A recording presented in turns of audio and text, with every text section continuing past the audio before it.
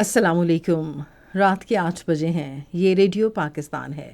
خبرنامے کے ساتھ میں ہوں آصفہ محفوظ اور میں ہوں عبد القدیر۔ پہلے شامل کریں گے نیوز ہیڈ لائنز۔ وزیر اعظم نے صحت سے متعلق پائیدار ترقی کے اہداف کو 2030 تک حاصل کرنے کے پاکستان کے عزم کا اظہار کیا ہے۔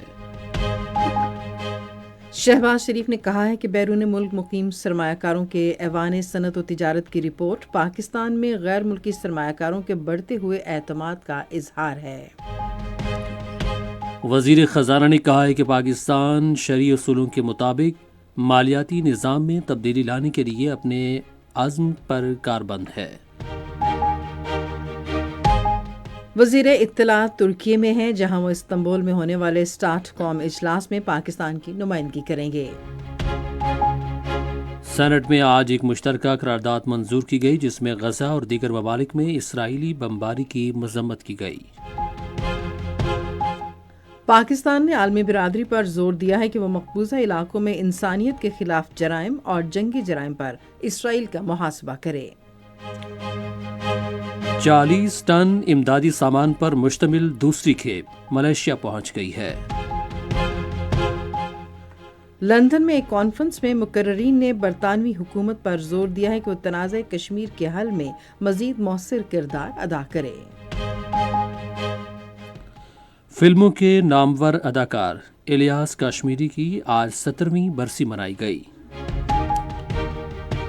پاکستان اور جنوبی افریقہ کے درمیان 3 میچوں کی سیریز کا دوسرا T20 میچ کل سنچورین میں کھیلا جائے گا۔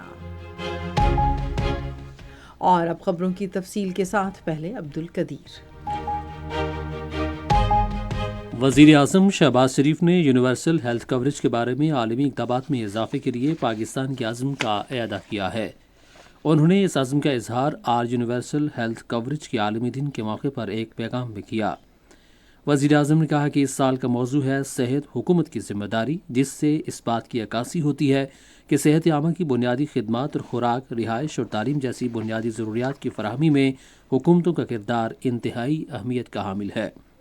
انہوں نے کہا کہ بطور حکومت ہمیں یہ احساس ہونا چاہیے کہ تمام شہریوں کو ان کے سماجی اور معاشی مقام سے قطع نظر صحت عامہ کی خدمات تک رسائی ہماری اخلاقی ذمہ داری ہے۔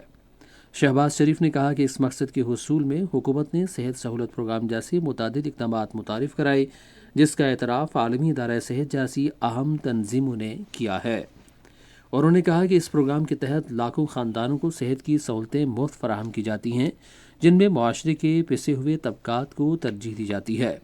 اس کے علاوہ ہم نے صحت کے بنیادی ڈھانچے میں خاطر خواہ سرمایہ کاری بھی کی ہے، اور خصوصاً دیہی اور پسماندہ علاقوں میں ضروری اور جان بچانے والی ادویات تک رسائی یقینی بنائی گئی ہے۔ وزیر اعظم نے کہا کہ پاکستان نے صحت سے متعلق پائیدار ترقی کے اہداف کو 2030 تک حاصل کرنے کا پختہ عزم کر رکھا ہے۔ انہوں نے کہا کہ ہم اقوام متحدہ اور دیگر عالمی اداروں کے ساتھ صحت سے متعلق ایسا لائحہ عمل وضع کرنے کے لیے اشتراکی عمل جاری رکھیں گے جس میں صحت کو بنیادی انسانی حق کے طور پر ترجیح دی جائے۔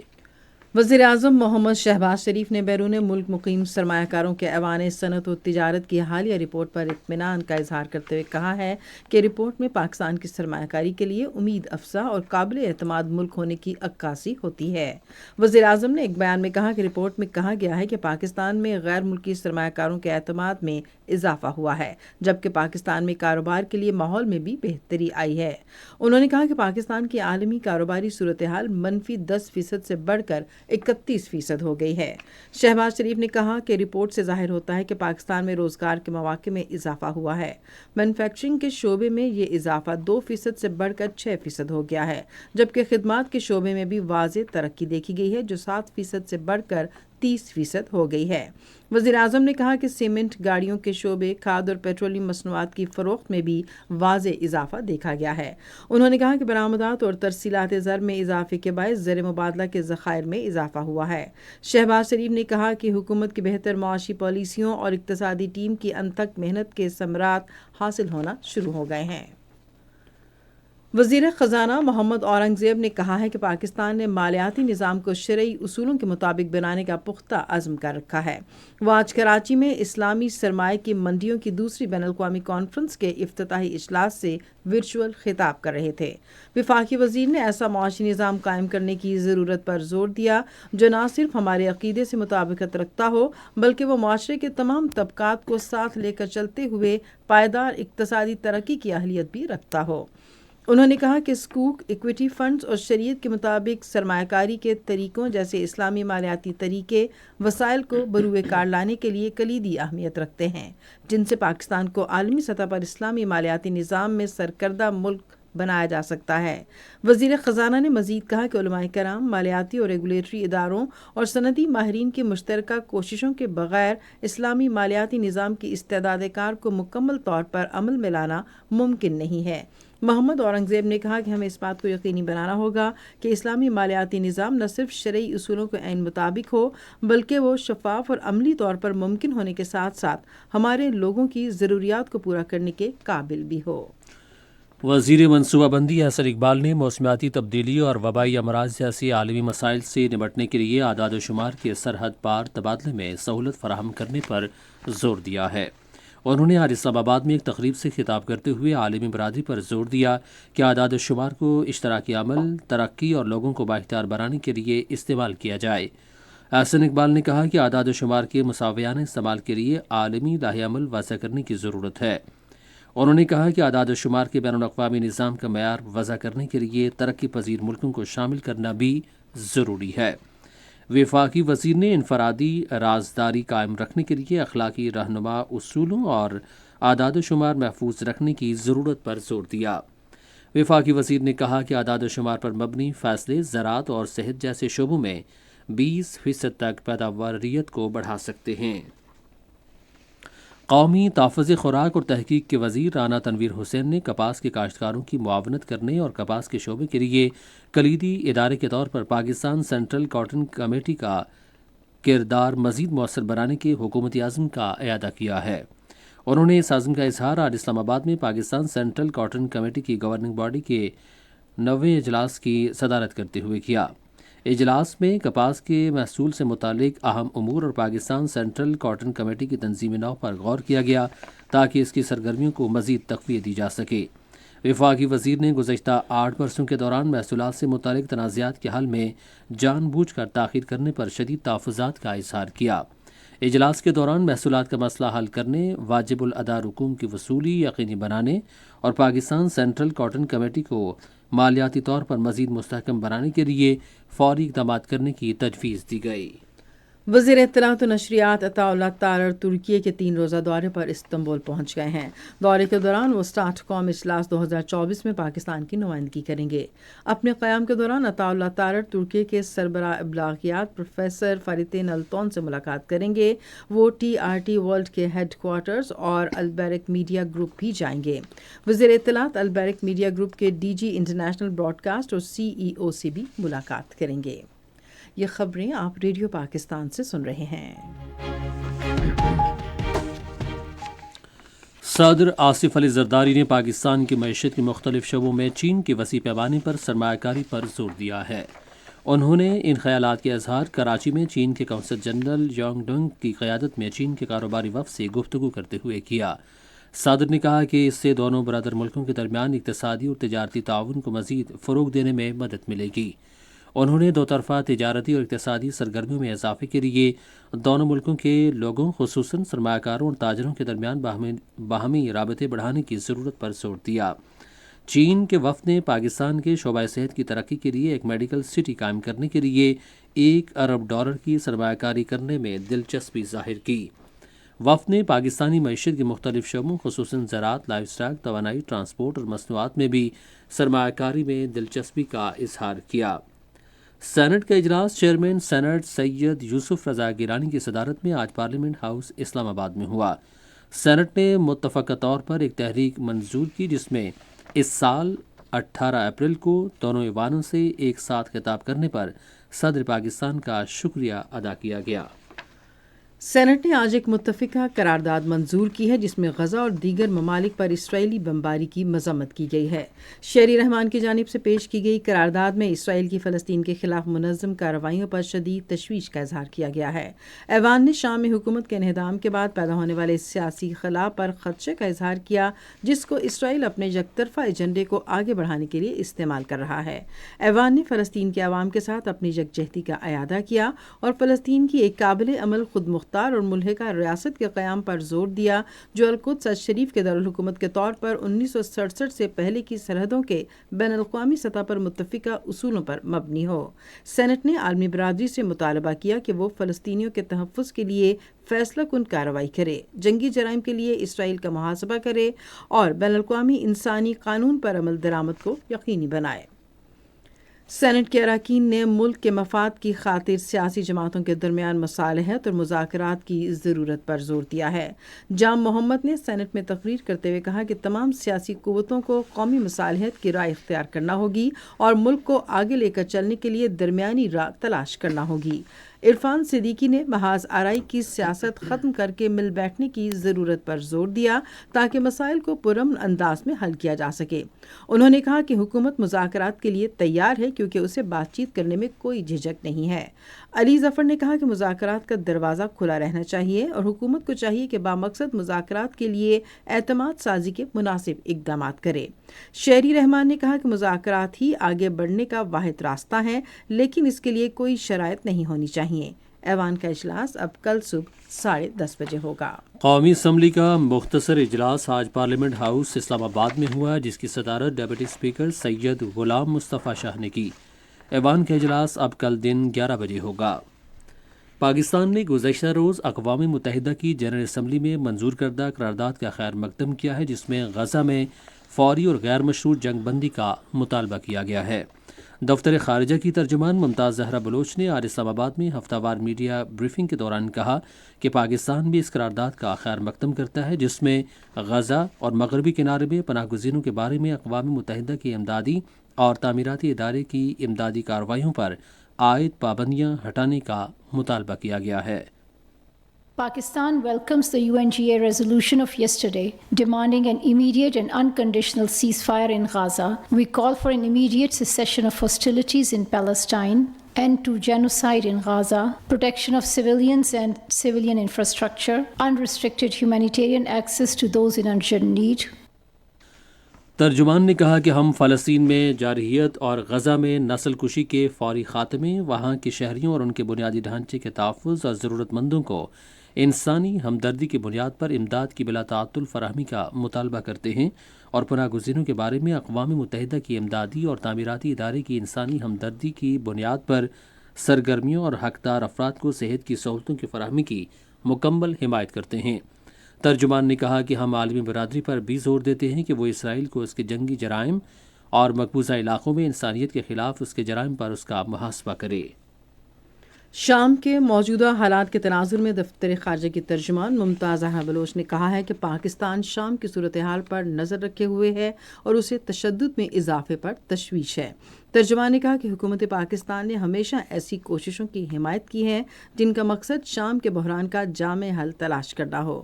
ممتاز زہرا بلوچ نے بتایا کہ پاکستان اس بات پر یقین رکھتا ہے کہ شام کے عوام کو اپنے مستقبل کا فیصلہ کرنے کا پورا حق ہے۔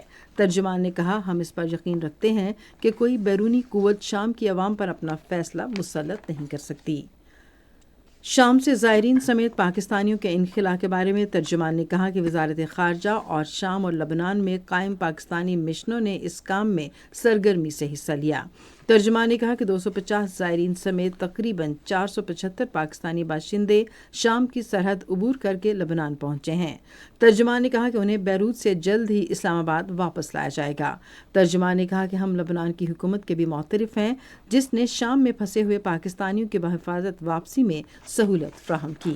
بھارت کے غیر قانونی زیر قبضہ جموں کشمیر کے بارے میں ممتاز زہرا بلوچ نے کہا کہ ہم بھارت پر زور دیتے ہیں کہ وہ کشمیری عوام کے حقوق اور آزادیاں سلب کرنے کا سلسلہ بند کرے تاکہ وہ اقوام متحدہ کی سلامتی کونسل کی متعلقہ قراردادوں کے مطابق اپنا حق خود ارادی استعمال کر سکیں۔ ترجمان نے کشمیری عوام کے لیے پاکستان کی مسلسل سیاسی، سفارتی اور اخلاقی حمایت کا اعادہ کیا۔ وزیر اعلیٰ پنجاب مریم نواز شریف نے جو چین کے سرکاری دورے پر ہیں، آج چائنیز اکیڈمی آف سائنسز اور شنگھائی ایکسپیریمنٹل اسکول کا دورہ کیا۔ مزید تفصیلات قاسم بخاری سے۔ اپنے دورے کے دوران وزیر اعلیٰ پنجاب نے کلاس رومز کا مشاہدہ کیا، طلباء کے پروجیکٹس کا جائزہ لیا اور اسکول کے جدید تدریسی طریقوں کا جائزہ لیا۔ شنگھائی ایکسپیریمنٹل اسکول 12 سے 15 سال کی عمر کے بچوں کو آرٹیفیشل انٹیلیجنس کے بارے میں سکھانے کے لیے قائم کیا گیا ہے، جو مفت تعلیم فراہم کرتا ہے اور طلباء کو جدید آرٹیفیشل انٹیلیجنس تکنیکوں سے روشناس کراتا ہے۔ اس موقع پر وزیر اعلیٰ پنجاب نے ادارے کے نصاب اور بجٹ پر تبادلہ خیال کے لیے جیانڈنگ ڈسٹرکٹ بیورو آف ایجوکیشن کے ڈائریکٹر اور شنگھائی ایکسپیریمنٹل اسکول اور چائنیز اکیڈمیز آف سائنسز کے صدر سے بھی ملاقات کی۔ وزیر اعلیٰ پنجاب کو چین کے تعلیمی نظام کے بارے میں خصوصی بریفنگ دی گئی۔ وزیر اعلیٰ پنجاب نے نوجوان طلباء کو جدید ترین آرٹیفیشل انٹیلیجنس کے علم سے آراستہ کرنے کی کوششوں کی تعریف بھی کی۔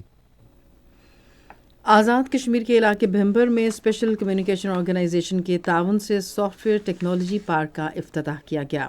اس پارک کے قیام کا مقصد آزاد جموں و کشمیر اور گلگت بلتستان کو آئی ٹی سے منسلک علاقے میں تبدیل کرنا ہے۔ سافٹ ویئر پارک کا قیام شنگھائی تعاون تنظیم کے ویژن کے تحت کیا گیا، جس کے ذریعے آزاد جموں و کشمیر اور گلگت بلتستان میں آئی ٹی کا پائیدار ماحول فراہم کر کے نوجوانوں کو با اختیار بنانا ہے۔ یہ آزاد جموں و کشمیر میں مجموعی طور پر 50 سافٹ ویئر ٹیکنالوجی پارکس اور فری لانسنگ مراکز قائم کرنے کے منصوبے کے تحت 21واں منصوبہ ہے۔ یہ خبریں ریڈیو پاکستان سے نشر کی جا رہی ہیں۔ 40 ٹن امدادی سامان پر مشتمل دوسری کھیپ کامیابی سے ملیشیا پہنچ گئی ہے۔ امدادی کھیپ خیموں، کمبلوں، رضائیوں، سلیپنگ بیگز، چٹائیاں اور لائف جیکٹس پر مشتمل ہے۔ اس کھیپ کے ساتھ اب تک مجموعی طور پر 80 ٹن امدادی سامان ملیشیا کے سیلاب سے متاثرہ علاقوں کو بھیجا جا چکا ہے۔ حکومت پاکستان ملیشیا کے متاثرین سیلاب کو انسانی بنیادوں پر امداد کی فراہمی کے لیے پرعزم ہے۔ بھارت کی غیر قانونی زیر قبضہ جموں کشمیر میں بھارتی پولیس نے سری نگر میں بزرگ حریت رہنما سید علی گیلانی شہید کے گھر اور تحریک حریت کے دفتر پر چھاپہ مارا۔ کشمیر میڈیا سروس کے مطابق پولیس نے حیدر پورہ کے علاقے میں سید علی گیلانی شہید کے کمرے کی خاص طور پر تلاشی لی اور ان کی کتابیں، اہم دستاویزات اور دیگر چیزیں قبضے میں لے لیں۔ پولیس نے علاقے میں تحریک حریت کے دفتر پر بھی چھاپہ مارا اور اہم دستاویزات ضبط کر لیں۔ کل جماعتی حریت کانفرنس اور دیگر حریت تنظیموں نے چھاپوں کی شدید مذمت کرتے ہوئے انہیں بھارت کی بڑھتی ہوئی بوکھلاہٹ قرار دیا ہے۔ ادھر ضلع پونچھ میں بھارتی فوجیوں کی فائرنگ سے 2 افراد زخمی ہو گئے ہیں۔ بھارتی پولیس نے ضلع میں محاصرے اور تلاشی کی کارروائیوں کے دوران ایک 18 سالہ نوجوان کو بھی گرفتار کر لیا۔ ضلع راجوری میں بھارتی فوج کے ایک حوالدار نے اپنے کیمپ میں فوجی رائفل سے خود کو گولی مار کر خودکشی کر لی۔ علاقے میں تعینات بھارتی فوجیوں کی جانب سے خودکشی کا یہ 615واں واقعہ ہے۔ ادھر لندن میں ایک کانفرنس میں مقررین نے برطانوی حکومت پر زور دیا ہے کہ وہ تنازع کشمیر کے حل کے لیے مزید فعال کردار ادا کرے۔ برطانوی پارلیمنٹ میں منعقدہ کانفرنس میں مقبوضہ جموں کشمیر میں لوگوں کی حالت زار کو اجاگر کرتے ہوئے کشمیریوں کے ناقابل تنسیق حق خود ارادیت کی بھرپور حمایت کی گئی۔ کانفرنس کا انعقاد جموں کشمیر لبریشن فرنٹ کی جانب سے کیا گیا، جس کو برطانوی ارکان پارلیمنٹ، کونسلرز اور انسانی حقوق کے علمبرداروں کی بھرپور حمایت حاصل ہوئی۔ غزہ پر اسرائیلی حملوں میں آج مزید 35 فلسطینی شہید ہو گئے۔ گزشتہ سال اکتوبر سے اب تک غزہ میں شہید فلسطینیوں کی تعداد 44,700 سے تجاوز کر گئی ہے۔ جنوبی کوریا کے آرمی چیف جنرل پارک ان سو کو گزشتہ منگل کو صدر یون سک کی جانب سے اعلان کردہ ناکام مارشل لا میں ملوث ہونے پر معطل کر دیا گیا ہے۔ ان کے اور دیگر فوجی کمانڈرز کے خلاف بغاوت کے اعلان میں ملوث ہونے کے حوالے سے تفتیش ہو رہی ہے، جس کے تحت سیاسی سرگرمیوں اور میڈیا پر پابندی عائد کی گئی تھی۔ ادھر اراکین پارلیمنٹ کی جانب سے جنوبی کوریا کے پولیس چیف اور وزیر انصاف کے محاسبے کے حق میں ووٹنگ کے فوراً بعد آج انہیں بھی معطل کر دیا گیا ہے۔ ملک میں صدر کی جانب سے ناکام مارشل لا کے حوالے سے بڑے پیمانے پر تحقیقات شروع کر دی گئی ہیں۔ آپ سن رہے ہیں ریڈیو خبرنامہ۔ اب پیش ہیں کھیلوں کی خبریں۔ پاکستان اور جنوبی افریقہ کے درمیان 3 میچوں کی سیریز کا دوسرا T20 میچ کل سنچورین میں کھیلا جائے گا۔ میچ رات 9 بجے شروع ہوگا۔ جنوبی افریقہ کو سیریز میں 1-0 کی برتری حاصل ہے۔ انٹرنیشنل کرکٹ کونسل نے کھلاڑیوں کی تازہ ترین درجہ بندی جاری کی ہے۔ T20 بلے بازوں میں آسٹریلیا کے ٹرانسٹ سر فہرست ہیں اور پاکستان کے بابر اعظم 2 درجے تنزلی کے بعد 7ویں نمبر پر چلے گئے ہیں، جبکہ محمد رضوان 2 درجے بہتری کے ساتھ 6 نمبر پر آ گئے ہیں۔ انگلینڈ کے عادل رشید T20 بالرز میں پہلے نمبر پر ہیں، جبکہ پہلے 10 کھلاڑیوں میں کوئی پاکستانی بالر شامل نہیں۔ ایک روزہ بین الاقوامی کرکٹ کے بلے بازوں کی درجہ بندی میں پاکستان کے بابر اعظم 800 پوائنٹس کے ساتھ بدستور پہلے نمبر پر ہیں۔ بھارت کے روہت شرما دوسرے، شبھمن گل تیسرے اور وراٹ کوہلی چوتھے نمبر پر ہیں۔ ایک روزہ بین الاقوامی کرکٹ کے بالرز کی درجہ بندی میں افغانستان کے راشد خان پہلے اور پاکستان کے شاہین آفریدی دوسرے نمبر پر ہیں۔ آج مرغزار کرکٹ گراؤنڈ اسلام آباد میں خواتین کے قومی ون ڈے کپ 2024 میں سٹارز کی ٹیم نے سٹرائکرز کو 9 وکٹوں سے ہرا دیا۔ سٹرائکرز نے پہلے بیٹنگ کرتے ہوئے 30.5 اوورز میں 106 رنز بنائے۔ جواب میں سٹارز نے مطلوبہ ہدف 123.3 اوورز میں حاصل کر لیا۔ دوسری chief of army staff inter club hockey championship اس ماہ کی 20 تاریخ سے شروع ہوگی۔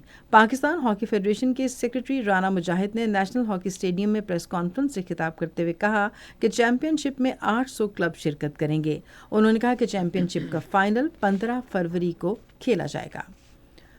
وزیر اعظم محمد شہباز شریف فیفا عالمی کپ ٹورنامنٹ 2034 کی میزبانی ملنے پر سعودی ولی عہد محمد بن سلمان اور سعودی عرب کو دلی مبارکباد دی ہے۔ سماجی رابطے کی ویب سائٹ ایکس پر انہوں نے کہا کہ یہ شاندار کامیابی عالمی کھیلوں میں سعودی عرب کے بڑھتے ہوئے اثر و رسوخ اور ویژن 2030 پر اس کے عزم کا بھرپور اعتراف ہے۔ وزیر اعظم نے کہا کہ وہ ایک شاندار ٹورنامنٹ کی امید کرتے ہیں۔ کھیلوں کی خبریں آپ نے سنی اور اب ہم بلیٹن میں شامل کریں گے تجارتی خبریں۔